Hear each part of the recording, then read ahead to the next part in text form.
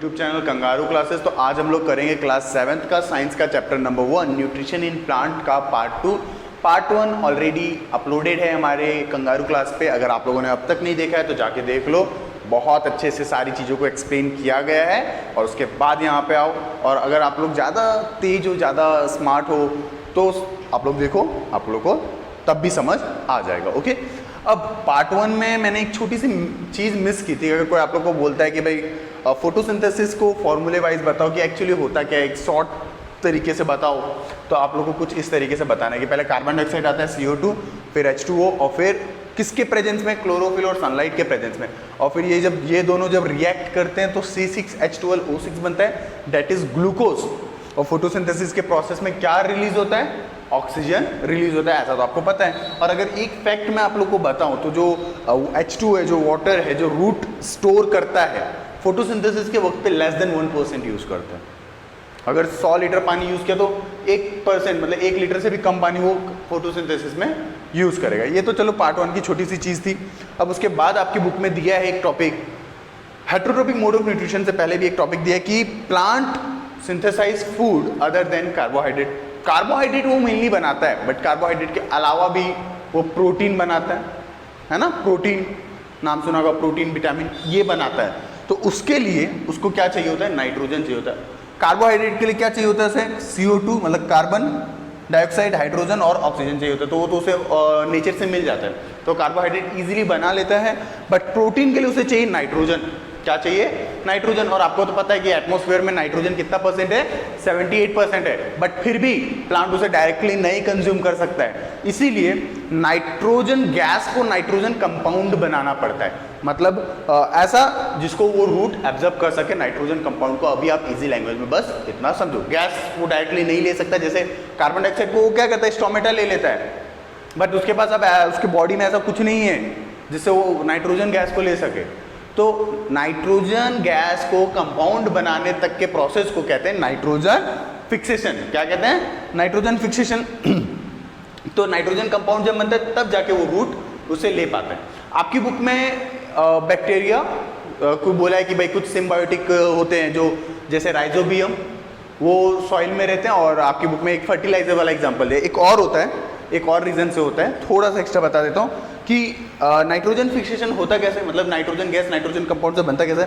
जब भी electricity discharge होती है, जब भी बिजली कड़कती है, बारिश का मौसम है, और अगर सॉइल तक बिजली जा रही है, इलेक्ट्रिसिटी डिस्चार्ज हो रही है, तब भी वो नाइट्रोजन गैस को नाइट्रोजन कंपाउंड बनाता है। ये एक एक्स्ट्रा चीज। उसके बाद आपके बुक में क्या दिया है कि कुछ सिम्बायोटिक, अभी मैं बताऊंगा यहाँ पे क्या होता है, मतलब कुछ, अभी आप फिलहाल इतना समझो कि कुछ बैक्टीरिया रहते हैं, जैसे राइजोबियम उनके रूट नूडल्स में रहता है, रूट पे रहता है। कुछ लेग्यूमिनस प्लांट होते हैं जैसे चना, दाल, ये सब प्लांट्स पे वो राइजोबियम बैक्टीरिया रहता है। वो क्या करता है, वो नाइट्रोजन को, नाइट्रोजन गैस को नाइट्रोजन कंपाउंड बना के देता है। नाइट्रोजन कंपाउंड को हम क्या बोलेंगे यहाँ पे, नाइट्रेट्स बोलेंगे। आपकी बुक में नहीं दिया है बट याद रख लो, काम आएगा, नाइट्रेट्स। तो वो नाइट्रेट्स बना के देता है, फिर प्लांट उसको एब्जॉर्ब कर पाता है, राइजोबियम करके देता है। और फिर ऐसे ही एक और है micro organism, that is azotobacter. वो भी ऐसे ही रूट नूडल्स में रहता है, सॉइल में रहता है, तो जिससे वो नाइट्रोजन गैस को नाइट्रोजन कंपाउंड में बना के देता है, जिससे प्लांट उसे एब्जॉर्ब कर पाए और फिर वो प्रोटीन और विटामिन बना सके। अब उसके बाद एक और तरीका है फर्टिलाइजर, है ना। अब फार्मर्स भी नाइट्रोजन रिच फर्टिलाइजर डालते हैं, जिसमें ज़्यादा नाइट्रोजन हो, ऐसे फर्टिलाइजर्स डालते हैं। आप लोग मुझे कमेंट करके बताओ कुछ फर्टिलाइजर्स के नाम जो नाइट्रोजन में रिच है, जिसके अंदर नाइट्रोजन की ज़्यादा प्रेजेंस है। अब नाइट्रोजन वाले फर्टिलाइजर्स डालते हैं, अब वो जो नाइट्रोजन होता है वो वाटर सॉल्युबल होता है। क्या होता है, वाटर सॉल्युबल। मतलब कि जब इरिगेशन होगा तो फर्टिलाइजर उसके साथ मिक्स हो जाएगा, वाटर सॉल्युबल है, मतलब पानी के साथ मिक्स हो गया वो हमारा नाइट्रोजन। तो अब प्लांट जब पानी को एब्जॉर्ब करेगा, रूट उसका, तो उसके साथ उसको क्या मिल जाएगा, नाइट्रेट, मतलब नाइट्रोजन कंपाउंड, मतलब नाइट्रोजन उसे मिल जाएगा ताकि वो प्रोटीन बना सके। ओके, और जो भी प्रोटीन वाली चीज़ें हैं जैसे दाल, चना, ये सब में ज़्यादा प्रोटीन होता है, तो उसमें नाइट्रोजन की बहुत ज़रूरत पड़ती है। मतलब फार्मर को ये फर्टिलाइजर तब वैसे केस में ज़्यादा ऐड करना पड़ता है। ओके, तो यहाँ पे ये हमारा हो गया कि कार्बोहाइड्रेट के अलावा जो वो प्रोटीन और विटामिन बनाता है उसके लिए नाइट्रोजन की ज़रूरत है। फिर नाइट्रोजन वो डायरेक्टली नहीं ले सकता है एटमॉस्फेयर से। तो हमने ये 3 तरीके देखे कि कैसे नाइट्रोजन कंपाउंड बनता है ना, ऊपर एटमॉस्फेयर से यहाँ तक का process, that is nitrogen fixation का प्रोसेस देखा। तो ये हमने 3 चीजें समझी। अब आपकी बुक में दिया heterotrophic nutrition, heterotrophic mode of nutrition in plant. जिस प्लांट के पास क्लोरोफिल है वो तो कर लेता है भाई, खाना बना लेता है, सनलाइट एंड लाइट एनर्जी को केमिकल एनर्जी में कन्वर्ट कर लेता है by using some raw material, part 1 में हमने समझा था। बट जिनके पास क्लोरोफिल नहीं वो क्या करेंगे? हाँ, तो उसके लिए वो लोग दूसरों पे डिपेंड रहते हैं। तो हेटेरोट्रॉपिक मोड ऑफ न्यूट्रिशन वही होता है जो दूसरों पे डिपेंड रहते हैं। तो उसका आपकी बुक में 3 टाइप दिया, पहला दिया पैरासाइटिक, दूसरा दिया सेप्रोफाइटिक और फिर दिया सिम्बायोटिक। मैंने थोड़ा इधर उधर करके लिखा है, मतलब पहले ये लिखना चाहिए था बट मैंने ये लिख दिया, कोई बात नहीं, हम ऐसे ही समझेंगे, चलेगा ना? हाँ चलेगा, समझना ही है ऐसे या फिर वैसे। अब देखो, तो जो सेप्रोफाइटिक मोड ऑफ न्यूट्रिशन है वो क्या है? तो जो plant dead and decaying matters पे डिपेंड करता है अपने न्यूट्रिशन के लिए, अपने खाने के लिए, अपने न्यूट्रिएंट्स के लिए, that is saprophytic mode of nutrition. जिस मोड ऑफ न्यूट्रिशन में वो डेड एंड डिकेइंग मैटर्स पे डिपेंड करता है, that is saprophytic mode of nutrition. और ये क्या होते हैं? ये अब मतलब देख रहे हो, डेड मतलब मरे हुए, डिकेइंग मतलब सड़े हुए। तो अब अगर वो पड़ा रहेगा तो हमारा नेचर गंदा होगा कि नहीं होगा? लेकिन ये जो सेप्रोफाइटिक मोड ऑफ न्यूट्रिशन है, जो सेप्रोट्रॉप्स हैं जो ये मोड ऑफ न्यूट्रिशन करते हैं, जो ये मोड ऑफ न्यूट्रिशन करेंगे उसको क्या कहेंगे हम? सेप्रोट्रॉप्स कहते हैं। तो जो सेप्रोट्रॉप्स होते हैं उसका दूसरा नाम डीकम्पोजर भी होता है, मतलब डीकम्पोज कर लेते हैं, उस पर सड़े गले पे खा पी के उसको खत्म कर डालते हैं। ओके, तो वो नेचर क्लीनर भी होते हैं जो हमारा ये सेप्रोट्रॉप्स होता है। ओके, अब सेप्रोट्रॉप्स के कुछ और नाम देख लो, जैसे सेप्रोबायोन्स है ना, सेप्रोबायोन्स या फिर सेप्रोफाइट्स, आप कुछ भी बोल सकते हो, सेप्रोट्रॉप्स, सेप्रोबायोन्स या सेप्रोफाइट्स। फिर ये करता क्या है? वो डाइजेस्टिव जूसेस को छोड़ता है, जो भी सड़े गले चीज़ें हैं, मरे हुए सड़े हुए जो भी चीज़ें हैं, डेड एंड डिकेइंग मैटर से, उस पर अपने डाइजेस्टिव जूसेस छोड़ता है। अब वो इतना, हम भी क्या खाना डायरेक्ट ले लेते हैं क्या? नहीं ना, पहले वो कॉम्प्लेक्स चीज़ को तोड़ते हैं मुंह में, फिर कितने सारी HCl ये रिएक्ट करती है हमारी बॉडी में, फिर उसको सिंपल फॉर्म में लाते हैं ताकि हमारी बॉडी एब्जॉर्ब कर सके। वैसे ही ये भी डाइजेस्टिव जूसेस को वो उस डेड एंड डिकेइंग मैटर पे छोड़ता है, फिर वो सिंपल सॉल्युबल फॉर्म बन गया। अब जब सिंपल सॉल्युबल फॉर्म बन गया तब अब डाइजेस्ट कर लिया, मतलब उसने खाना डाइजेस्ट कर लिया। अब डाइजेस्ट हो गया मतलब अब सॉल्युबल फॉर्म बन चुका है, डाइजेस्ट हो चुका है, अब उसकी बॉडी उस चीज़ को यूज़ कर सकती है, उसके न्यूट्रिएंट्स को। ओके, फिर कुछ एग्जांपल देख लो, जैसे फंगी, ईस्ट, मूल्ड, मशरूम। फंगी क्या होता है? अब आपने देखा होगा ब्रेड को आप खुला छोड़ दो, और ये जो फंगी है ना, ये जो सेप्रोफाइट्स है वो ज़्यादातर की गर्मी और नमी, मतलब एयर में अगर वाटर का प्रेजेंस है, डेट इज मॉइस्चर वाला, तो उस एरिया में ज़्यादा होता है। ओके, मतलब ये जो सेप्रोफाइटिक्स होते हैं वो एयर में ही प्रेजेंस होते हैं। जब भी उनको गर्म और थोड़ा नमी वाला जगह मिल जाता है तो वहाँ पे वो ग्रो करना स्टार्ट कर देते हैं। जैसे रेनी सीजन में आपने देखा होगा आपके शूज़ में, फिर ब्रेड, फिर कोई भी लेदर की चीज़ है उसमें कीड़े लगने लगते हैं, वो खाने लगते हैं। वो क्या है? वो सेप्रोफाइटिक मोड ऑफ न्यूट्रिशन ही तो है। ओके, तो जो बड़ी बड़ी चीज़ें रहती है सड़ी गली, तो वहाँ पर वो आने लगते हैं। सबसे फेमस एग्जाम्पल फंगी है। फिर ईस्ट, मोल्ड, मशरूम। मशरूम के नीचे भी जो सड़ी गली चीज़ें होती है वो खाता है, तो काफ़ी मशरूम जहरीले भी होता है अगर आपको पता हो तो। फिर पैरासाइटिक मोड ऑफ न्यूट्रिशन। तो पैरा का मतलब होता है अदर।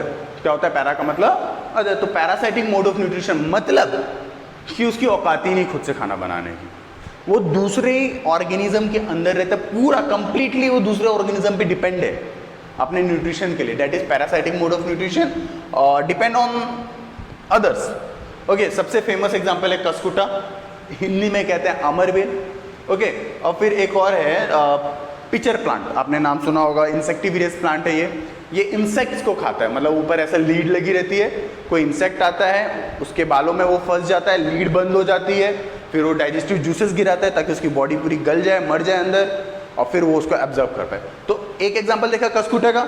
ये अमरबेल क्या करता है? आपने ग्रीन का ऐसे देखा होगा, अमरबेल अगर पूछना मम्मी पापा से आपने देखा होगा, ये क्या करता है? वो दूसरे आजू बाजू में जो दूसरा प्लांट है उसके ऊपर वो चढ़ जाता है, क्लाइंब करता है, वो दूसरे के ऊपर चढ़ जाता है। फिर वो प्लांट जो खाना बना रहा है तो उस प्लांट का वो खाना ले लेता है। कौन? कसकुटा, अमरबेल ले लेता है। और वो जिस पे चढ़ा है, जिसका वो खाना ले रहा है, वो उसको हम बोलेंगे होस्ट।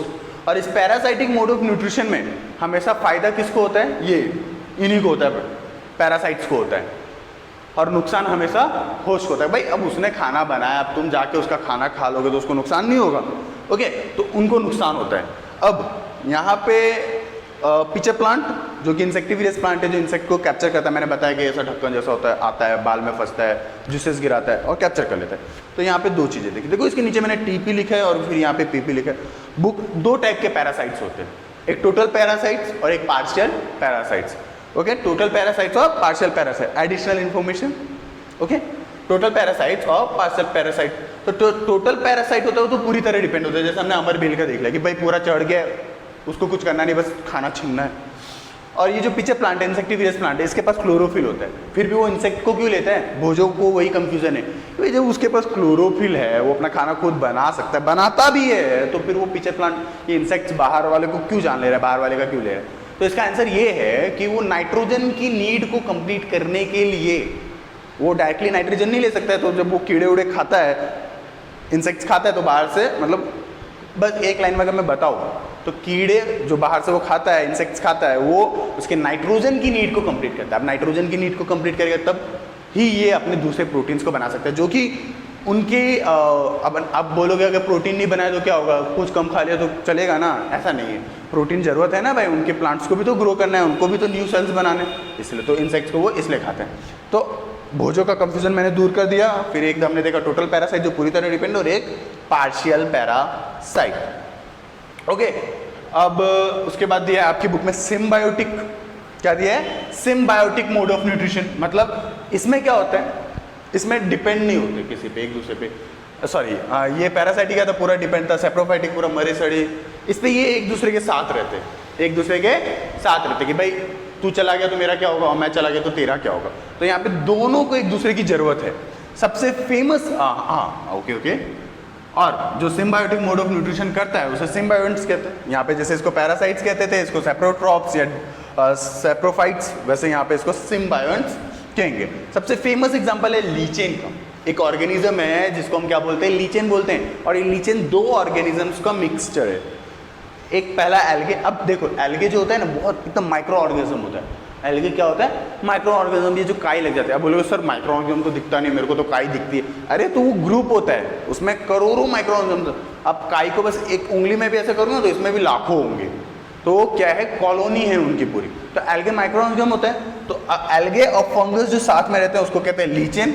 फंगस क्या करता है, एल्गे को अपने ऊपर रहने देता है, शेल्टर प्रोवाइड करता है, वाटर देता है, फंगस मिनरल देता है, उसके बदले में वो अपने क्लोरोफिल से खाना बना के वो उसको देता है। समझ आया?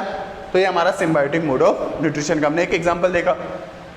तो यहाँ पे हमने हेटेरोट्रोपिक मोड ऑफ न्यूट्रिशन का देखा, फिर सिम्बायोटिक ये सारे देखे, फिर प्रोटीन। ओके, तो यहाँ पे हमारा चैप्टर कंप्लीट होता है। तो यहाँ पे हमारा पार्ट 2 कंप्लीट होता है। नेक्स्ट वीडियो में हम आगे के चैप्टर्स को कवर करेंगे।